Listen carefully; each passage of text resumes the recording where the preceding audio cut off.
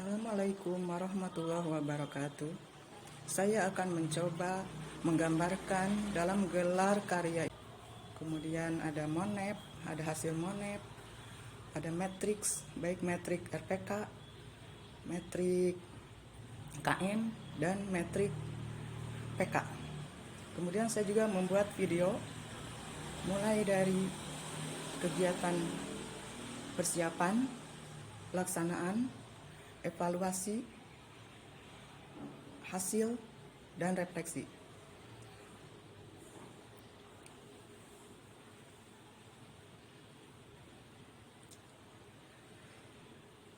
banner ini dijelaskan langkah-langkah dalam melaksanakan RPK. Pertama, persiapan RPK. Yang kedua, pelaksanaan RPK siklus 1. Kemudian yang ketiga, pendampingan RPK siklus 2. Selanjutnya, dokumentasi PK dan juga kajian manajerial.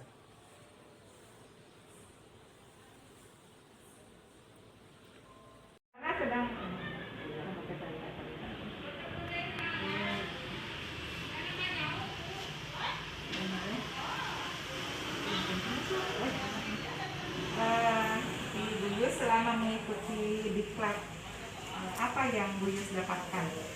Banyak ya yang saya dapatkan ya, seperti ilmu pengetahuan, keterampilan, juga sikap ya. Bagaimana saya harus mensikapi tugas-tugas yang diberikan, kemudian ilmu mengenai bagaimana saya harus mengkaji yang namanya rapat mutu sekolah, kemudian juga bagaimana saya harus menyusun metrik-metrik ya agar apa yang saya lakukan ke depannya terarah. Begitu ya. Baik, ya.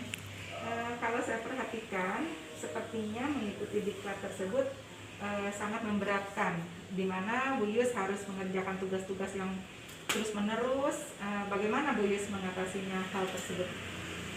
Selama ini memang kalau kita merasa berat ya, tapi kalau kita merasa ringan juga gitu. Nah, saya mensikapinya, jadi selama tugas itu bisa dilakukan dengan segera, maka segera saya lakukan gitu. Jadi saya tidak menunda-nunda. Jadi hari ini ada tugas A, maka hari itu juga saya selesaikan. Kemudian begitu harus diupload, saya upload langsung gitu. Seperti ini juga gelar karya, mungkin sebenarnya masih ada kesempatan ya sampai hari Minggu. Karena saya ingin selesai, maka saya kerjakan secepatnya sesuai kemampuan saya. Dan inilah hasilnya hanya seperti ini begitu. Alhamdulillah ya guys ya. Mengapa Bu Yus mengambil judul peningkatan penyelenggaraan aspek kurikulum muatan lokal menggunakan multi aplikasi daring melalui simulasi PBM? Apakah kegiatan tersebut benar dapat meningkatkan penyelenggaraan aspek kurikulum pada muatan lokal? Kalau dikatakan benar atau tidak, itu sebenarnya relatif ya. Kenapa yang kita lakukan itu adalah tujuannya untuk memperbaiki kinerja rapat mutu sekolah kita. Karena yang saya lihat penyelenggaraan aspek kurikulum pada muatan lokal saat tahun 2020 itu rendah 3,36. Nah, saya ingin berusaha untuk memperbaikinya. Ya, ternyata setelah saya analisis, ternyata di KTSP memang penyelenggaraan aspek kurikulum itu tahun 2020 tidak muncul. Ini saya ke kepala sekolah bahwa di tahun 2021 aspek penyelenggaraan pada kurikulum muatan lokal itu harus dimunculkan. Nah, selanjutnya saya Ini apa tuh? Netflix. Iya tuh. Ini foto hasil karyanya ya. Ini hasil karya selama diklat munculnya. Nah, Bu Yus, saya mau tanya ya. Ini Bu Yus, selama diklat, selama mengikuti kegiatan diklat calon kepala sekolah ini hampir mencapai 3 bulan lamanya. Nah, apa yang Bu Yus rasakan selama diklat tersebut? yang saya rasakan sih kadang merasa enjoy, kadang juga merasa jenuh ya. Terutama di akhir-akhir ini gitu. Kalau di awal saya biasa aja, terus di akhir-akhir saya merasa jenuh. Tapi akhirnya ada penyemangat lagi. Begitu juga dengan teman-teman kan suka WA jadi grup ya. Bagaimana harus mensikapi diklat ini, jadi jangan sampai kendor gitu, harus tetap terus bersemangat gitu. Iya. Terus kendala apa yang Bu Yus rasakan selama mengikuti diklat ini? Selama diklat kendala pasti ada ya Bu ya, tapi tidak berat gitu, bisa diatasi lah. Justru kemarin nih hari Selasa itu setelah pembimbingan saya menyusun laporan, karena selama itu kan laporan itu terpisah oleh saya cover, kemudian daftar isi pengantar itu terpisah dengan isi seperti bab 1 sampai bab 4. Nah karena harus disatukan, jadi saya mencoba membuka mbah Google untuk membuat nomor pada halaman itu sampai dari jam 12 siang hari Selasa itu sampai jam 12 malam itu saya tidak berhasil, gagal. Itu kemarin kendalanya. Terus akhirnya saya lanjutkan lagi pagi di hari Rabu, tetap masih gagal juga. Berhasil pas juhur hari Rabu. Nah setelah berhasil saya ingin mengeprint kan untuk menjilid. Saya mengeprint, ternyata printernya itu tidak muncul warna. Saya buka mbah Google juga, dibersihkan, ternyata itu sampai malam gagal saya. Setelah 2 hari itu gagal. Ya akhirnya bangun lagi jam 2. Ya saya biasalah udah jam 2, terus saya lanjutkan lagi membuka ini. Printernya saya nyalakan masih merah juga. Akhirnya saya mungkin ini terakhir buka mbah Google, kalau nggak bisa saya harus bawa ke servis gitu kan. Buka mbah Google, saya download, alhamdulillah itu bisa di-download. Kemudian saya akhirnya mencoba mereset printer tersebut sampai bisa digunakan. Akhirnya alhamdulillah bisa sampai selesai. Itu 2 hari itu betul-betul saya kendalanya saat laporan. Jadi saat pembuatan laporan kendalanya ya. Nah, selain dalam simulasi PBM, langkah apa saja yang Ibu lakukan untuk meningkatkan penyelenggaraan calon kepala sekolah ini?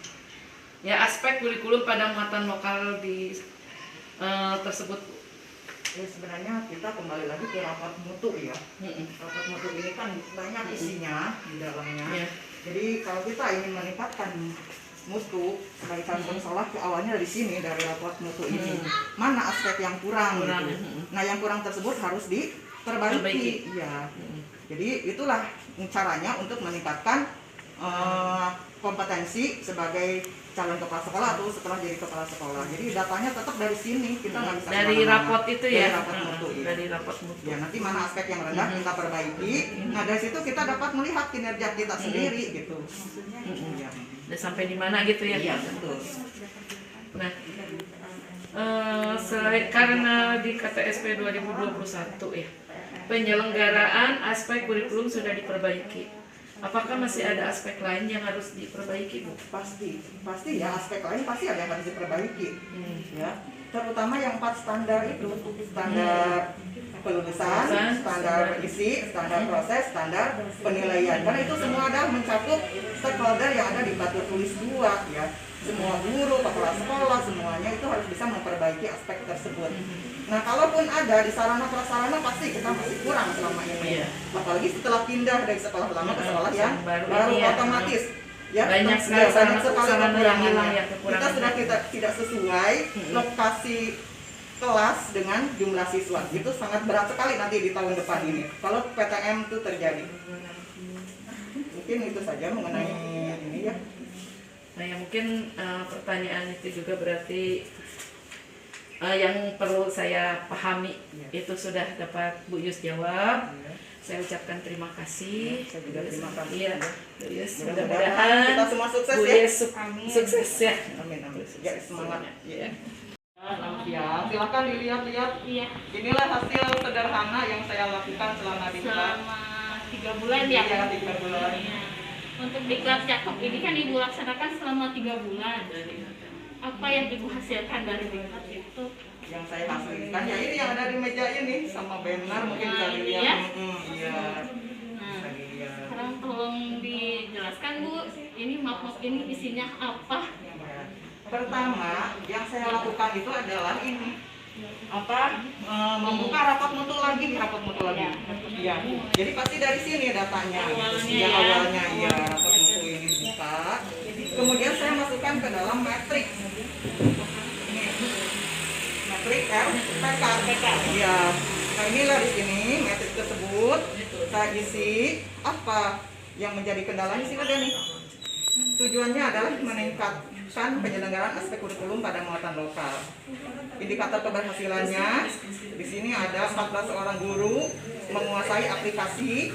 Kemudian siswa mendapatkan materi pembelajaran yang bervariasi dan lebih menyenangkan. Nah kegiatannya adalah simulasi PBM. Langkah-langkahnya seperti kemarin yang kita lakukan. Ada persiapan, pelaksanaan, kemudian monitoring evaluasi, refleksi, tindak lanjut. Gitu. Nah ini juga ada tujuan untuk meningkatkan kompetensi saya di bidang kewirausahaan dan kompetensi supervisi. Dan untuk anak-anak meningkatkan kepuasan prestasi peserta didik. Ini ada di sini. Sebetulnya gunanya untuk apa sih Bu metrik RPK ini? Metrik RPK ini adalah panduan saya dalam mengerjakan kegiatan rencana proyek kepemimpinan ini. Jadi kalau tidak ada panduan ini kan bingung mau ngapain nih. Yang lain, gitu. Iya. Jadi awalnya ini Iya. ya. Setelah Rangka ini, mungkin ya, iya. disebut rangka. Ketika saya mendapat ide bahwa ini yang harus saya kerjakan, saya langsung konsultasi dengan kepala sekolah. Iya. Setelah konsultasi ngapain? Jadi langkah-langkahnya mungkin betul, ya betul, metrik RPK iya. ini ya. Metrik itu Langkah-langkah yang harus langkah-langkah, dilakukan. betul, betul, iya. Iya. Jadi metrik itu langkah-langkah kegiatan, ya. Ya. Di sini ya saya lihat ada map monep ya Bu. Iya. Coba tolong jelaskan satu-satu. Ini ada map monep 5 macam ya. Iya. Karena kemarin yang saya monep itu memang ada 5. Yang pertama itu dari EPK tadi dimasukkan ke dalam Monep. kegiatan.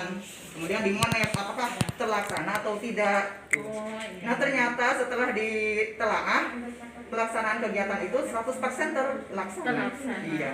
Kemudian yang kedua ini adalah monep mengenai hasil AKPK.